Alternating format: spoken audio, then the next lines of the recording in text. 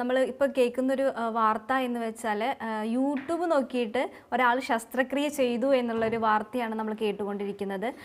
ഇതിനു മുമ്പാണെങ്കിലും യൂട്യൂബ് നോക്കിയിട്ട് ഒരുപാട് പരീക്ഷണങ്ങൾ ചെയ്തിട്ടും അതിനൊക്കെ ഒരു എന്താ പറയുക, ഒരു പണി കിട്ടിയൊരു സമയങ്ങൾ അല്ലെങ്കിൽ ഒരു വാർത്തകളൊക്കെ നമ്മൾ കേട്ടിട്ടുണ്ട്. അതിൽ ഒരു പ്രധാനപ്പെട്ട ഒരു വാർത്ത കൂടിയായിരുന്നു നമ്മുടെ കണ്ണൂർ സ്വദേശിയായ ഒരു പെൺകുട്ടി ഡയറ്റ് ഫോളോ ചെയ്തത്. യൂട്യൂബ് നോക്കിയിട്ടായിരുന്നു ഡയറ്റ് ഫോളോ ചെയ്തത്. അതിന് ആ ഒരു ഫോളോ ചെയ്തതിൻ്റെ ഒരു ഭാഗമായിട്ട് സ്വയം ചികിത്സ നേടിയതിൻ്റെ ഭാഗമായിട്ട് ആ പെൺകുട്ടി മരിക്കുകയുണ്ടായി. അതേ സാഹചര്യം, അതുപോലെ തന്നെ ഒരു സാഹചര്യമാണ് ഇപ്പോൾ നമ്മൾ കേട്ടുകൊണ്ടിരിക്കുന്ന ഒരു വാർത്ത എന്ന് പറയുന്നത്.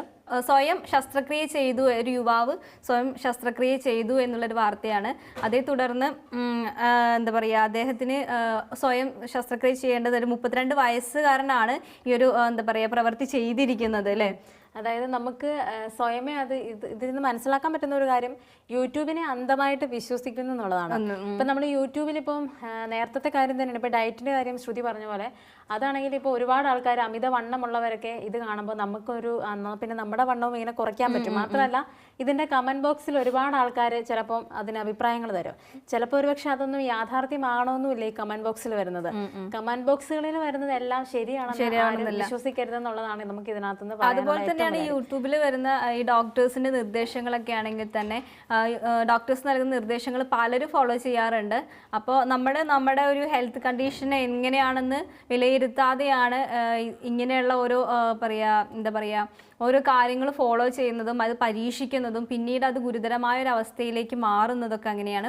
അപ്പോൾ കൃത്യമായിട്ടുള്ളൊരു നമ്മൾ നിർദ്ദേശങ്ങൾ അനുസരിക്കാതെ, ഡോക്ടറുടെ നിർദ്ദേശം അനുസരിക്കാതെ ഇങ്ങനെയുള്ള പ്രവൃത്തികൾ ചെയ്തു കഴിഞ്ഞാൽ അത് മരണത്തിലായിരിക്കും അവസാനം കലാശിക്കുക എന്നാണ് നമുക്ക് അറിയാൻ പറ്റുന്നത് അല്ലേ. എന്നാലും ഇതിനകത്ത് നമ്മൾ ഏറ്റവും കൂടുതൽ അത്ഭുതപ്പെടുത്തുന്ന ഒരു കാര്യം എന്ന് പറഞ്ഞാൽ യൂട്യൂബിൽ നോക്കിയപ്പോൾ ഡയറ്റ് ശസ്ത്രക്രിയയാണ് ചെയ്യാൻ നോക്കി. അപ്പൊ ആ ഒരു പ്രവൃത്തിയൊക്കെ ചെയ്യണമെങ്കിൽ, ഈ ശസ്ത്രക്രിയ ചെയ്യണമെങ്കിൽ തന്നെ അതിൻ്റെതായ ടൂൾസും സാധനങ്ങളൊക്കെ ഉണ്ട്. ഇയാൾക്കാണെങ്കിലും കുറച്ച് ദിവസം മുൻപാണ് വയറുവേദന അനുഭവപ്പെട്ടത്. അതിനെ തുടർന്ന് അദ്ദേഹം ഡോക്ടറെ സമീപിച്ചിരുന്നു, അതിന് ട്രീറ്റ്മെന്റ് എടുത്തിട്ടുണ്ടായിരുന്നു. പിന്നെ വയറുവേദനയിൽ ശമനം കാണാത്ത സാഹചര്യം വന്നപ്പോഴാണ് അദ്ദേഹം ഇങ്ങനെ സ്വയം ചികിത്സ എന്നുള്ള രീതിക്ക് യൂട്യൂബ് നോക്കിയിട്ട് അതുപോലെ സർജറി ചെയ്യുന്ന ബ്ലേഡ് ഉപയോഗിച്ച് അങ്ങനെ എല്ലാ സജ്ജീകരണങ്ങളോടും കൂടിയായിരുന്നു അദ്ദേഹം ഈ ഒരു ശസ്ത്രക്രിയക്ക് തയ്യാറായത്. പക്ഷേ നമ്മൾ ഒരിക്കലും സ്വയം ചികിത്സ എന്ന് പറഞ്ഞ, നമ്മളിപ്പോൾ നേരത്തെ കേട്ടതാണ് ഡയറ്റ് ചെയ്തിട്ട് അടക്കം ഒരു പെൺകുട്ടി മരിച്ചു എന്ന് പറയുമ്പോൾ ശസ്ത്രക്രിയ എന്നൊക്കെ പറയുമ്പോൾ അത്രയും കരുതലോടുകൂടി ചെയ്യേണ്ട ഒരു കാര്യമാണ്. അത് സ്വയം ചെയ്തിരിക്കുക എന്ന് പറയുമ്പോഴാണ് നമ്മളൊക്കെ അതിശയം. നമ്മൾ പൊതുവെ ഇപ്പോൾ ഹോസ്പിറ്റലിലാണെങ്കിൽ ഒരു ശസ്ത്രക്രിയക്ക് ശേഷമാണെങ്കിലും ആൾക്കാരെ വിസിറ്റ് ചെയ്യിക്കാൻ പോലും അനുവദിക്കാറില്ല. കാര്യം ഇൻഫെക്ഷൻസ് എന്നുള്ള ഒരു കാര്യം ഉള്ളത് കൊണ്ട് തന്നെ നമ്മൾ ആൾക്കാരെ ആരെയും വിസിറ്റേഴ്സിനെ ആരും അനുവദിക്കാത്ത രീതിക്കാണ്, അത്രയും പരിചരണത്തോടു കൂടിയാണ് ഒരു ഓപ്പറേഷൻ ഒക്കെ നടത്തുന്നത്. അത്രമാത്രം ഒരു കരുതൽ കൊടുക്കേണ്ട ഒരു കാര്യമാണ് ശസ്ത്രക്രിയ എന്ന് പറയുന്നത്.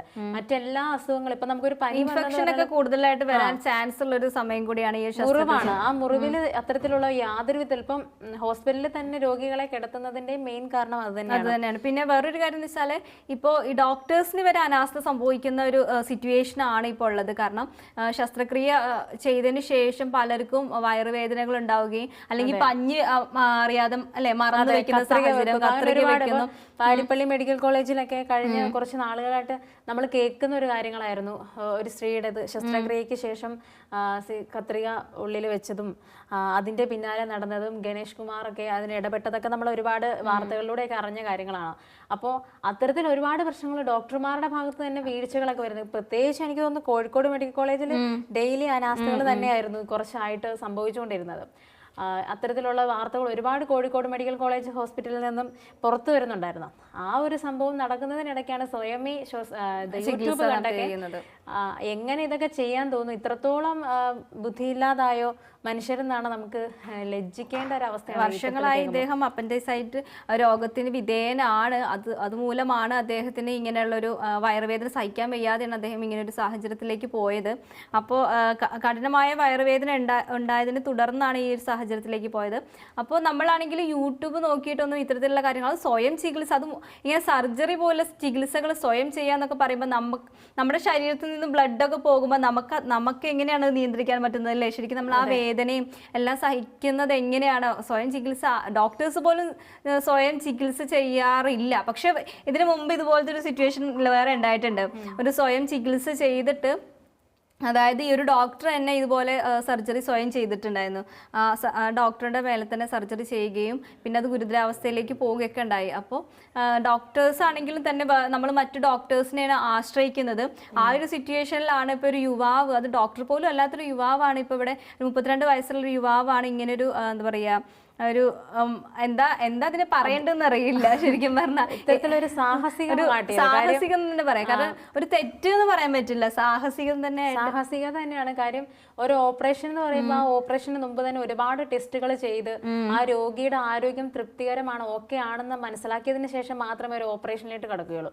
നമ്മൾ ചെറിയൊരു കാര്യം എടുത്തു കഴിഞ്ഞാൽ നമ്മളൊരു പല്ല് പറിക്കണമെങ്കിൽ തന്നെ അവിടെയും ഒരാൾക്ക് എന്തെങ്കിലും പനിയോ മറ്റു രീതിക്ക് മോണയിൽ വീർപ്പോ നീരോ മുഖത്ത് നീരൊക്കെ ഉണ്ടെങ്കിൽ ഒരിക്കലും ഒരു പല്ല് പറിക്കാനൊന്നും തയ്യാറാവത്തില്ല. അപ്പൊ അത്തരത്തിലുള്ളപ്പോൾ ഈ ഒരു ഇത്രയും വലിയൊരു ശസ്ത്രക്രിയയൊക്കെ ചെയ്യാൻ വേണ്ടിയിട്ട് യൂട്യൂബ് കണ്ടിറങ്ങിയ ആ മഹാനെ നമ്മൾ എങ്ങനെ വണങ്ങണമെന്ന് അറിയില്ല. കാര്യം ഇതുപോലെ ഡോക്ടേഴ്സിന് പോലും അങ്ങനെ മിസ്റ്റേക്ക് വരുന്ന സാഹചര്യം. കാരണം ഇപ്പൊ പഠിച്ചു വരുന്ന ഡോക്ടേഴ്സ് ആണെങ്കിൽ തന്നെ അവരൊന്നും ആരെയും സർജറിക്ക് വേണ്ടിയിട്ട് അങ്ങനെ എന്താ പറയാ നിയമിക്കാറില്ല.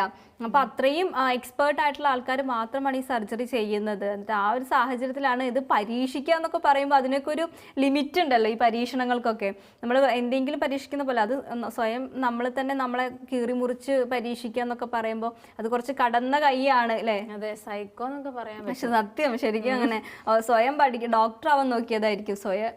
ഇത്തരത്തിലുള്ള പ്രവൃത്തികൾ ആരും ചെയ്യാതിരിക്കുക. കാര്യം യൂട്യൂബിലൂടെ നമുക്ക് കാണുന്നതെല്ലാം ശരിയല്ല, നമ്മൾ കണ്ണുകൊണ്ട് കാണുന്നതും എല്ലാം ശരിയാണെന്ന് വിചാരിക്കരുത്. യൂട്യൂബിൽ ഇപ്പോൾ ഡയറ്റ് ആണെങ്കിലും അതുപോലെ പല കാര്യങ്ങൾ ഇപ്പോൾ നമ്മുടെ കോസ്മെറ്റിക്സിന്റെ ആണെങ്കിലും ഒക്കെ റിലേറ്റഡ് ഒരുപാട് ആൾക്കാർ അതിന്റെ പ്രൊമോഷൻ എന്നുള്ള രീതിക്കൊക്കെ വരും.